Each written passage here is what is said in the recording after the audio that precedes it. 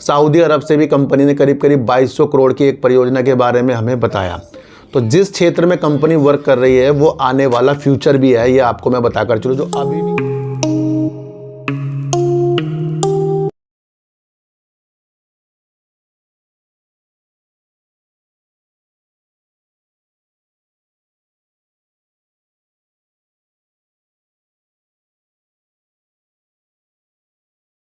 नमस्कार, मैं स्वागत करता हूं आपका अपने ही चैनल पर जिसका नाम है सार्थक बाजार से। आज बात करेंगे एक नए शेयर के बारे में जिस शेयर का नाम है SEPC लिमिटेड। मेरे प्यारे ज्वाइन मेंबर ने, देखो सर, काफ़ी लोगों ने मुझे ज्वाइन भी कर रखा है और उनका प्यार है, तो उनकी प्यार की चीज़ें भी हमें समझनी पड़ती है। तो मेरे एक ज्वाइन मेंबर ने मुझे इस शेयर के ऊपर वीडियो बनाने के लिए कहा। जो भी इसके अंदर निगेटिव पॉजिटिव फंडामेंटल कैसा है हम उस पर ध्यान देंगे। हम उस पर ध्यान नहीं देंगे कि इसे हमें खरीदना है या बेचना है या यहाँ से खरीदे वहाँ से बेचें ना, तो उस बारीकियों को समझेंगे। दूसरा बात करेंगे, अनिल अंबानी की मुसीबत थोड़ी सी कम होती हुई देख रही है क्योंकि रिलायंस इंफ्रा के ऊपर जो दिवालिया की याचिका लगी हुई थी उसको NCLAT ने रोक दिया है। उसके बारे में भी चीज़ों को हम समझेंगे। तो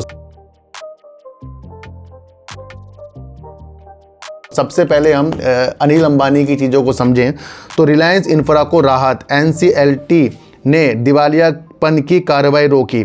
ये मामला अप्रैल 2022 में शुरू हुआ जब IDPI ट्रस्टीशिप ने दिवालियापन कार्रवाई के लिए याचिका दायर की, जिसमें दावा किया गया कि रिलायंस इंफ्रास्ट्रक्चर ने 28 अगस्त 2018 तक 88.68 करोड़ रुपए और ब्याज का भुगतान नहीं किया है। वैसे ये कल की न्यूज़ है लेकिन बताना बहुत ज़रूरी है क्योंकि यहाँ से अनिल अंबानी जी की मुसीबत दूर होती हुई दिख रही है।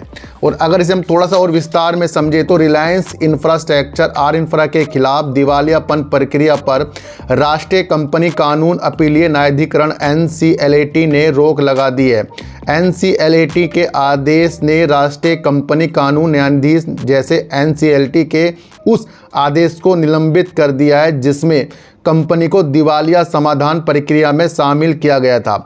अगर इसे विस्तार से थोड़ा सा और समझें तो राष्ट्रीय कंपनी कानून न्यायाधिकरण NCLAT ने रिलायंस इंफ्रास्ट्रक्चर के खिलाफ दिवालियापन याचिका स्वीकार कर ली थी जो IDPI ट्रस्टीशिप सर्विसेज लिमिटेड द्वारा दायर की गई थी। राष्ट्रीय कंपनी कानून अपीलीय न्यायाधिकरण NCLAT ने इस आदेश को निलंबित कर दिया है। NCLAT के आदेश का मतलब है कि कंपनी को दिवालिया प्रक्रिया में अब नहीं डाला जाएगा। अनिल अंबानी जी को राहत, इस फैसले से अनिल अंबानी की रिलायंस ग्रुप को राहत मिली है जो नवकरणीय ऊर्जा रक्षा क्षेत्र में अपने कारोबार को बढ़ाने की योजना बना रहा है। क्या लिखा है इसके अंदर? इसमें एक तो राहत मिल गई है, दूसरा नवकरणीय ऊर्जा क्षेत्र के अंदर और डिफेंस के सेक्टर के अंदर भी आपको न्यूज़ भी देखने को मिली है। अपनी स्थितियों को आगे बढ़ाने के लिए रिलायंस ग्रुप जो है यानी कि अनिल अंबानी जी की जो कंपनी है वो अपनी चीज़ों को आगे बढ़ा रहा है। तो एक बड़ी राहत मिलती हुई देखने को मिल रही है। अब हम बात करेंगे SPEC शेयर के बारे में और थोड़ा इसके बारे में समझें तो SEPC को जून 2000 में शामिल किया गया था। सितंबर 2022 से 350 करोड़ रुपए के निवेश के बाद कंपनी मार्क AB के स्वामित्व में आ गई। SEPC EPC अनुबंधों को निष्पादन करने में माहिर है जो जल प्रक्रिया और धातु विज्ञान और बुनियादी ढांचे के क्षेत्र में डिज़ाइन, इंजीनियरिंग, खरीद, निर्माण और परियोजना प्रबंधन सेवाओं को शामिल करते हुए एकीकृत समाधान प्रदान करता है। 12 मार्च 2025 तक अगर हम इसकी ऑर्डर बुक देखें तो कंपनी के पास लगभग 8,456 करोड़ की ऑर्डर बुक थी। इस आंकड़ों में सऊदी अरब में मिला एक और बड़ा ऑर्डर शामिल है। 31 फरवरी 2024 तक ऑर्डर बुक 1,166 करोड़ की थी जो 30 सितंबर 2023 तक 920 करोड़ थी। 31 मार्च 2023 तक SEPC के पास 3,000 करोड़ से अधिक की एक स्वस्थ बोली पाइपलाइन थी। अगर हम सऊदी अरब वाली न्यूज़ को समझें जो 12 मार्च 2025 को आई थी, सर ये बहुत बड़ी न्यूज़ है क्योंकि सऊदी अरब के रोशन ग्रुप के साथ 2200 करोड़ रुपए की परियोजना के समझौते से SEPC में 14% के अधिक का उछाल उस वक्त आया क्योंकि एक बड़ी ही योजना है ये। समझौते के तहत SEPC उत्तर चरण फर्स्ट ए के भीतर 3 निर्देशित क्षेत्रों में बुनियादी ढांचे के काम के लिए बोली प्रस्तुत की है। परियोजना का कुल मूल्य लगभग 893 मिलियन सऊदी रियाल है, जो लगभग 2200 करोड़ रुपए के बराबर है। स्टॉक एक्सचेंजों को उस वक्त कंपनी ने इत्तला दी। इसे समझौते से कंपनी के लिए सऊदी अरब, विशेषकर जेद्दाह शहर में बुनियादी ढांचे के निर्माण कार्य का मार्ग प्रशस्त होगा। समझौते के तहत SEPC ने जेद्दाह उत्तर चरण 1A के भीतर 3 निर्देशित क्षेत्रों में बुनियादी ढांचे के काम के लिए बोली प्रस्तुत की। परियोजना का कुल मूल्य लगभग 893 मिलियन सऊदी रियाल है, जो लगभग 2200 करोड़ रुपए की तरफ बैठता है। देखो सर, कंपनी को अगर हम देखें तो ऑर्डर बुक भी कंपनी के पास काफ़ी ज़्यादा है। और ये सऊदी अरब वाली जो न्यूज़ निकलकर बीते दिनों मार्च 2025 में आई थी, ये इसकी एक स्थिति को बेहतर कर रहा है। दूसरा, अगर हम कंपनी की चीज़ों को और समझे, कंपनी को EPC परियोजना का अनुभव किया गया और भारत के 16 राज्यों में इसकी उपस्थिति दर्ज की गई। WTG खंड में कंपनी ने पूरे भारत में, विशेष रूप से दक्षिण भारत में और अंतर्राष्ट्रीय स्तर पर जाम्बिया और फ्रांस में पवन ऊर्जा परियोजना को भी पूरा किया। कंपनी पवन ऊर्जा के परियोजना के लिए भी EPC में वर्क करती है। अगर थोड़ा सा और ज़्यादा हम समझें, EPC सेवाएं, SEPC एक EPC ठेकेदार है, जिसका अर्थ है कि वह पवन ऊर्जा परियोजना के लिए इंजीनियरिंग, खरीद और पवन फार्मों का निर्माण सहित संपूर्ण समाधान प्रदान करती है। नवकरणीय ऊर्जा परियोजनाएं SEPC पवन फार्म, बायोमास विद्युत संयंत्र और ताप विद्युत संयंत्र सहित नवकरणीय ऊर्जा परियोजना की एक विस्तृत श्रृंखला के विकास में सक्रिय है। पवन टरबाइन निर्माण, हालांकि SEPC के सहायक कंपनी पवन टरबाइन निर्माण में शामिल है, लेकिन वे स्वयं प्रमुख पवन टरबाइन निर्माता नहीं है। अंतर्राष्ट्रीय परियोजना, SEPC ने फ्रांस जैसे देशों सहित अंतर्राष्ट्रीय स्तर पर परियोजना को कार्यान्वित किया है। अगर यहाँ से चीज़ों को हम समझें तो काफ़ी कंपनी अच्छे EPC के क्षेत्र में काफ़ी वर्क कर रही है, जो बड़ी बड़ी परियोजना के लिए चीज़ें यूज होती हैं, तो उसके लिए कंपनी माहिर है। थोड़ा सा अगर हम थोड़ी चीज़ों को और समझें तो कंपनी ने हाल ही में अपने राइट इशू के बारे में भी बताया था, और 20 रुपये से कम कीमत वाले स्मॉल कैप स्टॉक ने 350 करोड़ के राइट इशू की घोषणा भी की रखी है। ये आप समझ कर चलना।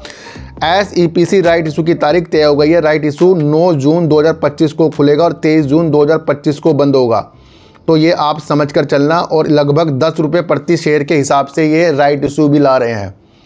तो कंपनी की परियोजना अपने में विस्तार करने की है, लेकिन अगर इसका हम फंडामेंटल चेक करते हैं तो उससे स्थितियाँ हमारे लिए भी जानना जरूरी हो जाती है कि कंपनी किस तरीके से वर्क कर रही है। अगर हम कंपनी का मार्केट कैप देखें तो 2846 करोड़ का है। 14 रुपये 90 पैसे करीब का कंपनी का शेयर चल रहा है। 31 रुपये 60 पैसे का कंपनी ने हाई भी लगा रखा है और 11 रुपये कंपनी का लो भी है। और अगर हम चीज़ों को समझे तो कंपनी अपने कर्ज को कम करती जा रही है। दूसरा, अगर हम चीज़ों को समझे तो प्रमोटर ने अपनी होल्डिंग का करीब 34% तक गिरवी रखा हुआ है। तो भैया ये भी आप समझ कर चलना है कि प्रमोटर ने अपनी होल्डिंग का 34% तक के गिरवी भी रखा हुआ है। मार्च 2024 में कंपनी की सेल 148 करोड़ की थी और 7 करोड़ का कंपनी ने प्रॉफिट कर दिया था। और इधर ही अगर हम मार्च 2025 की बात करें तो कंपनी ने 118 करोड़ की सेल और लगभग 10 करोड़ का कंपनी ने प्रॉफिट कर दिया। अगर हम कंपनी का रिजर्व देखें तो माइनस में चल रहा है, जो 58 है, और कंपनी के पास उधार 358 करोड़ का है और करीब 350 करोड़ का कंपनी राइट इशू भी ला रही है। कैश फ्लो की अगर हम बात करें तो कंपनी का कैश फ्लो भी भैया निगेटिव ही चल रहा है, क्योंकि अपनी ऑपरेटिंग एक्टिविटी से कंपनी कुछ डाल नहीं रही है, बल्कि और कंपनी पैसा उधार भी ले रही है। और अगर हम प्रमोटर की बात करें तो कंपनी के अंदर प्रमोटर 33.37% देखने को मिलेंगे। FIs कंपनी के अंदर 0.65% है और DIs अपनी होल्डिंग को कम करते जा रहे हैं, जो लगभग 19.14% की हो गई है। पब्लिक अगर हम कंपनी के अंदर देखें तो पब्लिक कंपनी के अंदर 46.85% की कंपनी के अंदर पब्लिक है। देखो तो कंपनी जो काम कर रही है वो अधिकतर ताप विद्युत की जो चीज़ें होती हैं, थर्मल पावर होते हैं, पवन ऊर्जा की चीज़ें होती हैं, या इंफ्रास्ट्रक्चर के लिए और इंजीनियरिंग की चीज़ें होती हैं, उसके अंदर कंपनी अनुबंध पकड़ने में माहिर है।